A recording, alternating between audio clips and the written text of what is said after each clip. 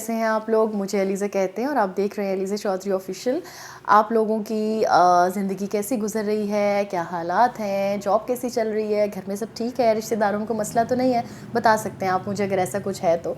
आज के इस वीलॉग में हम बात करने जा रहे हैं एक ऐसी चीज़ के बारे में जो आपको आजकल बहुत पसंद आ रही है। एक ड्रामे के बारे में बात करेंगे जो कि ARY डिजिटल से हफ्ते में 4 दिन आता है, 7 से 8 आई गेस, या 7:30 से 8। मैं वैसे उसको यूट्यूब पे फॉलो कर रही हूँ। और आपको बताते चलें कि इस ड्रामे का नाम है नंद। नंद ड्रामा एक ऐसा ड्रामा है जिसमें आजकल काफ़ी ज़्यादा पसंद की जाने वाली एक्ट्रेस मिनाल खान है और फ़ायज़ा है इसमें नंद बनी हुई है, नंद का कैरेक्टर कर रही हैं। काफ़ी एक जानी पहचानी एक्ट्रेस हैं, बड़े अरसे के बाद आई हैं लेकिन काम बड़ा अच्छा करती हैं। एक ऐसी नंद बनी हुई हैं जिसको आम लफ्ज़ों में कहना चाहिए कि बहुत ही बुरी चंडाल किस्म की नंद बनी हुई हैं वो।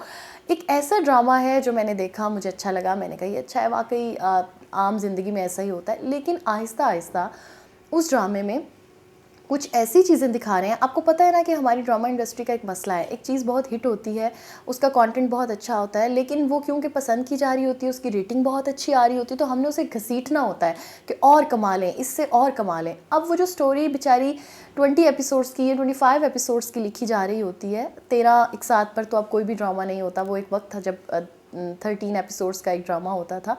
अब क्या करते हैं कि उसको 100 एटलीस्ट 100 एपिसोड्स तक हमने घसीटना है। अब आप खुद बताएं, 20 एक साथ पर मबनी एक ड्रामा, एक स्क्रिप्ट जो लिखा गया है, उसको जब आप 100 एक साथ पर करेंगे, 100 पे करेंगे, तो उसका क्या कंटेंट रह जाएगा? उस राइटर के जहन में जो एक आइडिया होगा उसको घसीट घसीट के क्या कर दिया जाएगा? यही उस ड्रामे के साथ हो रहा है। लेकिन जो चीज़ें मुझे उसमें बुरी लगी वो ये कि देखें, अब वक्त बहुत बदल चुका है। अब मेरे इर्द गिर्द ऐसी कोई, मैं ख़ुद भी एक नंद हूँ और मेरी भी नंदें हैं अल्हम्दुलिल्लाह, वो भी अच्छी हैं और मैं भी अच्छी हूँ। आप उनसे गैर मौजूदगी में भी पूछें तो यही होगा। और मेरे इर्द गिर्द भी जो लोग हैं उनको मैं देखती हूँ तो वो ऐसा नहीं है। आपको ये चीज़ भी बताते चलें कि मीडिया बहुत असरअंदाज होता है आपकी पर्सनैलिटी पे, आपकी सोच पे, माशरे पे, और एक के बाद एक के बाद एक इंसान जब उससे असर लेता है तो वही माशरा बनता है। अब क्या होता है कि उसमें ये दिखाया जा रहा है कि एक लड़की जो कि घर वालों की, जिसका बाप नहीं है और माँ और 2 भाइयों की वो लाडली है, उसकी शादी के बाद भी उसके घर में इतनी ज़्यादा इम्पॉर्टेंस है। आम ज़िंदगी में आप देखिए कि जब आपकी शादी हो जाती है तो वही एक घर जिसमें आपने ज़िंदगी कितनी गुजारी होती है, शादी के बाद आप उस घर के फ़ैसलों में एक मेहमान और एक दूसरे घर से आए हुए इंसान की तरह तो पार्ट ले सकते हैं, लेकिन आप उस तरह से उस पर असरअंदाज नहीं हो सकते कि नहीं यही होगा या वैसा होगा। वैसे भी आपको पता है कि हमारी सोसाइटी में जो घर में मर्द होते हैं, जो लड़के होते हैं, उनकी ज़्यादा बात को अहमियत दी जाती है और ये अच्छा है।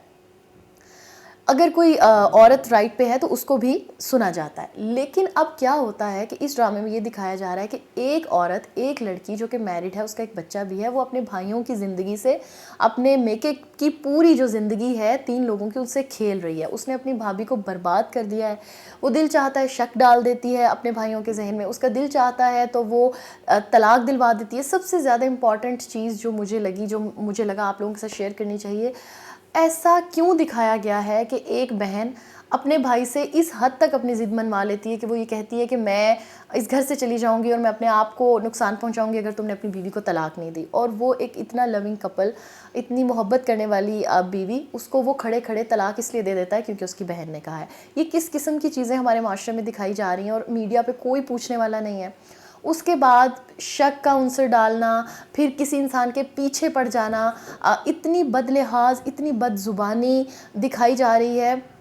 अब क्या होगा कि जो ख़वातीन थोड़ा बहुत अपने भाइयों से, भाभियों से जेलसी का पॉइंट रखती हैं, उनको लगेगा कि नहीं ऐसा भी किया जा सकता है, ये गेम भी खेली जा सकती है, ये साजिश भी की जा सकती है। ठीक है, राइटर्स और जो ड्रामा मेकर्स हैं वो हमारी ही ज़िंदगियों से ये कहानियाँ निकालते हैं और इनको दिखाते हैं, लेकिन इनको अच्छे तरीके से भी दिखाया जा सकता है। सो यही एक छोटा सा पॉइंट था मेरे जहन में जो मैंने सोचा आप लोगों के साथ शेयर करूँ। होपफुली कि आप लोगों को भी इस ड्रामे के बारे में कुछ थोड़ी बहुत अच्छाइयाँ या बुराइयाँ आप लोगों के जहन में हो तो आप लोग मुझसे शेयर करेंगे। मुझे लगा कि आप लोगों के साथ बात करनी चाहिए ताकि मेरा दिल हल्का हो जाए, और मैंने भी तो किसी से बात करनी थी इस ड्रामे को लेके। अपना ख्याल रखिएगा, मुझे इजाज़त दीजिए, अल्लाह हाफ़िज़।